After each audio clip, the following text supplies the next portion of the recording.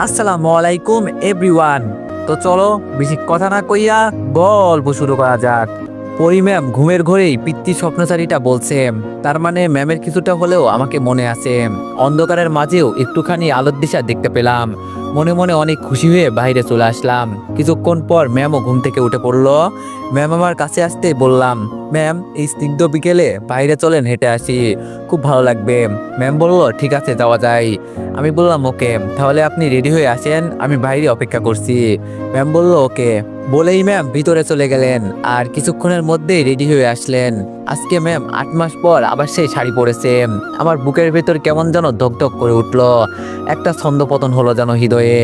এই তো সেই ম্যাম যাকে দেখার জন্য আমি একসময় ঘন্টার পর ঘন্টা দাঁড়িয়ে থাকতাম। ম্যামকে দেখে আমি হাঁ করে তাকিয়ে আছি। ম্যাম আমার কাছে এসে বলল, কি হলো এরকম হাঁ করে তাকিয়ে আছো কেন? আমি বললাম কিছু না ম্যাম, চলেন।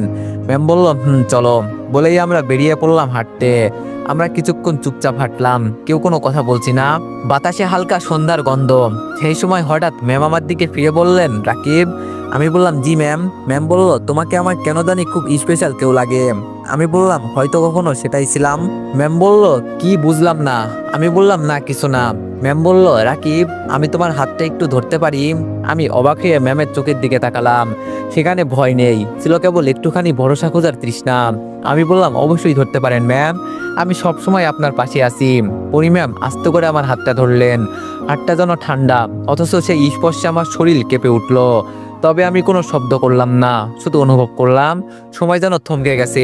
কিছুক্ষণ এভাবে ম্যামের হাত ধরে হাঁটলাম। সন্ধ্যার বাতি আস্তে আস্তে জ্বলতে লাগলো। তাই আমি ম্যামকে নিয়ে একটু পরেই বাসায় চলে আসলাম। এসে ফ্রেশ হয়ে ম্যামের রুমে আসলাম। এসে দেখি ম্যাম তার নিজের রুমে নেই। আম্মুকে জিজ্ঞেস করতেই উনি বললেন ম্যাম ছাদে গেছে। তাই আমিও দেরি না করে ছাদে চলে আসলাম। ছাদে এসে দেখি ম্যাম নিজের ফোন নিয়ে কি যেন দেখছে। ম্যামের হাতে ফোন দেখে আমার মাথাতেও একটা বুদ্ধি আসলো। আমি আর ম্যামের কাছে গেলাম না, একটু দূর থেকেই আমার সেই পুরনো ফেক আইডি ছদ্মবেশী কবিতে লগ ইন করলাম। ইনবক্সে ঢুকে দেখি ম্যামের আইডি অ্যাক্টিভ দেখাচ্ছে।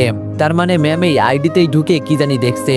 তাই আমিও বুদ্ধি করে একটা এসএমএস দিলাম, তুমি যখন শাড়ি পরো বিকালটা হয় রঙিন, তোমার চুলে হাওয়া লেগে বাজে হৃদয় বিহাগীন, তোমার চোখে ভেসে চলে এক অসমাপ্ত গল্পরেখা, যেখানে আমি হারিয়ে যাই অথচ তুমি জানো না দেখা, তোমার ঠোঁটে যে হাসি খেলে আমার সকাল সেটাই থামে, তুমি বুঝবে না কিভাবে, তুমি বেঁধে ফেলো এক নামহীন ঘামে, তুমি যখন চুপচাপ থাকো হৃদয় করে পাইচারি, ভাবি যদি একদিন বলো এই তুমি আমায় নিয়ে ভাবো ভারী, হয়তো আমি স্বপ্নচারী তবুও জানো এই সত্যি, তোমায় ঘিরে লেখা হয় আমার প্রতিটা কবিতার খুঁটি, তুমি যদি কখনো ভাবো কে এই ছদ্মবেশী পাগল কবি, জানো সে দাঁড়িয়ে থাকে চুপটি করে তোমার পাশেই সব বুঝি। একটু পরেই দেখি ম্যাম সিন করলো। তারপর কিছুক্ষণ পরেই ওনার আইডির পাশে লেখা উঠলো, পরি ম্যাম ইজ টাইপিং। আমার বুকটা ধুকপুক করছে। একটু পর দেখি ম্যাম এসএমএস পাঠিয়েছে। এসএমএসটা এমন ছিল, আপনার এসএমএসই দেখছিলাম, কে আপনি, আপনার সাথে আমি এত কথা বলেছি কেন। কিছুক্ষণ পর আমি ম্যামকে রিপ্লাই দিলাম, এসএমএস গুলো পড়েও কি কিছু বুঝতে পারছেন না ম্যাম? ম্যাম বলল না আমার কিছুই মনে পড়তেছে না। আমি বললাম আপনিই তো আমাকে পিতৃ স্বপ্নচারীটা বলে ডাকতেন, এগুলো সব কি করে ভুলে গেলেন ম্যাম? ম্যাম বলল জানি না, আমার কিছুই মনে পড়ছে না, আমি আপনাকে কখনো দেখছি কিনা সেটাও মনে পড়ছে না। আমি বললাম থাক এত চাপ নেওয়ার দরকার নেই ম্যাম, একদিন সব মনে পড়বে। বলেই আমি আইডি থেকে বের হয়ে আসলাম। তারপর ফোন রেখে ম্যামের কাছে চলে আসলাম। এসে দেখি ম্যাম উদাস মনে বসে আছে। আমি পাশে এসে বললাম, কি হয়েছে ম্যাম? ম্যাম আমার কথা শুনে চমকে উঠল। তারপর আমার দিকে তাকিয়ে বলল, আচ্ছা এই ছদ্মবেশী কবিটা কে, আমি তার সাথে এত কথা বলেছি কেন? আমি বললাম আপনি কি শুনতে চান ম্যাম? ম্যাম বলল শুনতে চাই সে কে। আমি বললাম আপনার একজন ছাত্র ছিল সে, আপনি একজন শিক্ষিকা, আপনাকে সে অনেক ভালোবাসতো আর লুকিয়ে লুকিয়ে আপনাকে এসএমএস করতো, তার খোঁজ লাগানোর জন্য আপনি আবার আমাকে জানিয়েছিলেন। অবশেষে আপনিও তাকে অনেক ভালোবাসতেন, কিন্তু হঠাৎ আপনার একটা অ্যাক্সিডেন্ট হয় আর সবকিছু তছনছ হয়ে যায়। ম্যাম বলল, তুমি যেগুলো বললে আমার কিছুই তো মনে পড়ছে না। আমি বললাম ম্যাম এত মানসিক চাপ নিবেন না, না মনে পড়লেও কোনো ব্যাপার না, এখন রুমে চলেন, এখানে এত রাতে থাকা ঠিক না। বলেই আমি ম্যামকে নিচে নিয়ে আসলাম। নিচে নেমে আসার সময় ম্যাম চুপচাপ ছিলেন, আমি পাশে পাশে হেঁটে যাচ্ছিলাম, মাঝে মাঝে চুপি চুপি তাকাচ্ছিলাম ওনার দিকে। ওনার মুখে একটা অদ্ভুত নীরবতার ছায়া ফেলেছে, মনে হচ্ছিল উনি অনেক কিছু ভাবছেন কিন্তু নিজের সাথে যুদ্ধ করছেন। ঘরের দরজা খুলে ম্যাম ভিতরে ঢুকে বসলেন সোফায়। আমি একটু পানি এনে ওনার সামনে রাখলাম। আমি বললাম পানি খান ম্যাম, মাথা ব্যথা করলে একটু বিশ্রাম নেন। ম্যাম ধীরে ধীরে পানির গ্লাসটা হাতে নিলেন, এক চুমুকে খেয়ে বললেন, তুমি বলেছিলে আমিও তাকে ভালোবাসতাম, এটা কি সত্যি? তো এভরিওয়ান, তোমাদের কাছে আজকে আমার একটাই রিকোয়েস্ট, তোমরা যে যেখান থেকে ভিডিওটি দেখছো না কেন সবাই কমেন্টে #VoiceOfDipu লিখে দিও।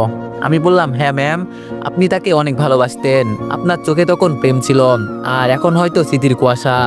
ম্যাম চুপ করে রইলেন কিছুক্ষণ, তারপর হঠাৎ বললেন, আমি কি এখনো তাকে ভালোবাসি? আমি থমকে গেলাম, চোখে চোখ পড়লো ওনার।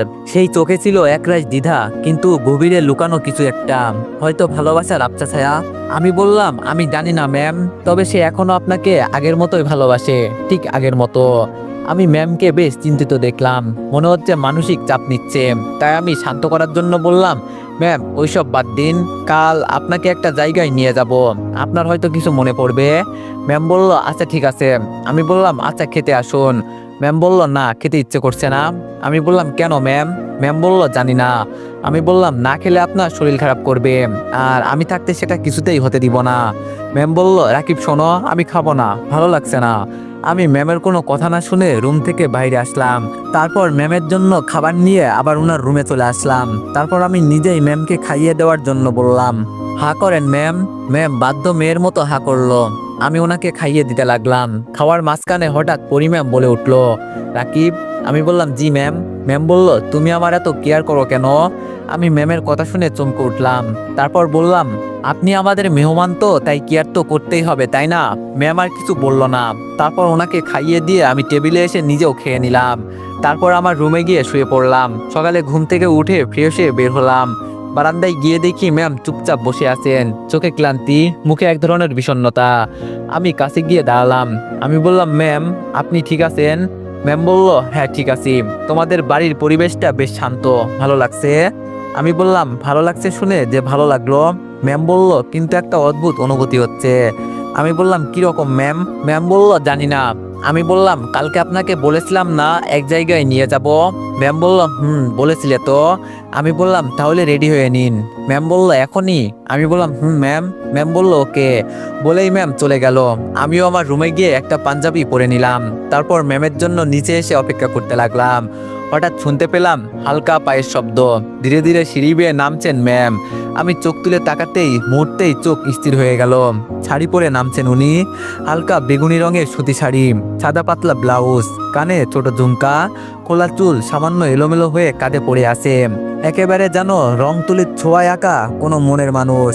আমার চোখের সামনে সময় যেন থেমে গেল, মুখে কোনো কথা আসছে না, শুধু হা করে তাকিয়ে আছি। ম্যাম নিচে নেমে আমার সামনে এসে দাঁড়ালো। তারপর বললেন, এরকম হা করে তাকিয়ে আছো কেন? ম্যামের কথাই থমথম হয়ে বললাম, কই কিছু না তো ম্যাম। ম্যাম বলল, ওকে চলো, কোথায় নিয়ে যাবা? আমি বললাম, একটা কথা বলবো ম্যাম। ম্যাম বলল, অবশ্যই বলো। বলো কি বলবে? আমি বললাম, আপনাকে শাড়িতে অনেক সুন্দর লাগছে ম্যাম। ম্যাম মুচকে এসে আমাকে বলল, থ্যাংক ইউ, তোমাকেও পাঞ্জাবিতে অনেক সুন্দর লাগছে। আমি বললাম, চলেন এবার যাওয়া যাক। ম্যাম বলল, ওকে। বলেই আমরা বের হয়ে আসতে লাগলাম। তখন পিছন থেকে আম্মু ডাক দিয়ে বলল, কিরে ওকে নিয়ে কই যাস তুই? আমি বললাম, এক জায়গায় নিয়ে যাব আম্মু। আম্মু বলল, ঠিক আছে, ঘুরলে ভালো লাগবে, ওকে নিয়ে যা, কিন্তু তাড়াতাড়ি ফিরিস। আমি বললাম, ওকে আম্মু। বলেই আমরা বের হয়ে আসলাম। একটা রিক্সা ডাক দিলাম। ম্যাম আগে উঠলো, তারপর আমিও উঠলাম। আমি শুধু আর চোখে ম্যামের দিকে তাকিয়ে আছি, আর ম্যাম তা বুঝতে পেরে শুধু মুচকি মুচকি হাসতেছেন। একটু পর রিক্সা কলেজে এসে থামলো। আমি ম্যামকে বললাম, ম্যাম নামুন। ম্যাম বলল, এটা তুমি কোথায় নিয়ে এলে? আমি বললাম, আগে নামুনি তো। ম্যাম বলল, ওকে। বলেই ম্যাম রিক্সা থেকে নামলো। তারপর আমি রিক্সা ভাড়া মিটিয়ে ম্যামকে নিয়ে কলেজের ভিতরে প্রবেশ করলাম। কলেজের টিচার সহ সব স্টুডেন্ট ম্যামের দিকে অবাক হয়ে তাকিয়ে আছে। ম্যাম ওনাদের তাকানো দেখে আমাকে জিজ্ঞেস করলেন, সবাই আমাকে এইভাবে দেখছে কেন? আমি বললাম, ম্যাম আপনার কি কিছুই মনে পড়ছে না? ম্যাম বলল, না তো, তবে মনে হচ্ছে জায়গাটা খুব চিনি, অনেকবার এসেছি। আমি বললাম, ম্যাম আপনি এই কলেজেরই টিচার ছিলেন। ওনারা এভাবে তাকানোর কারণ হলো আপনি 8 মাস ধরে নিখোঁজ ছিলেন। ওনারা ভেবে নিয়েছে আপনি হয়তো মারা গেছেন। ম্যাম বলল, কি? আমি বললাম, জি ম্যাম, তাই আপনার দিকে সবাই এভাবে তাকাচ্ছে। আর আপনার লাভ স্টোরি শুরু হয়েছিল এখান থেকে। একটু পর কয়েকজন টিচার আর স্টুডেন্ট এসে বলল, পরি ম্যাম আপনি কেমন আছেন, কই ছিলেন এতদিন? ম্যাম বলল, জি ভালো আছি, পরে কথা বলছি। বলেই ম্যাম আমার হাত ধরে একটু ফাঁকা জায়গায় নিয়ে আসলেন আর বললেন, ম্যাম বলল, এইসব কি সত্যি? আমি এখানে টিচার ছিলাম। আমি বললাম, ম্যাম আপনাকে মিথ্যা বলবো কেন, আসুন আপনাকে আরেক জায়গায় নিয়ে যাই।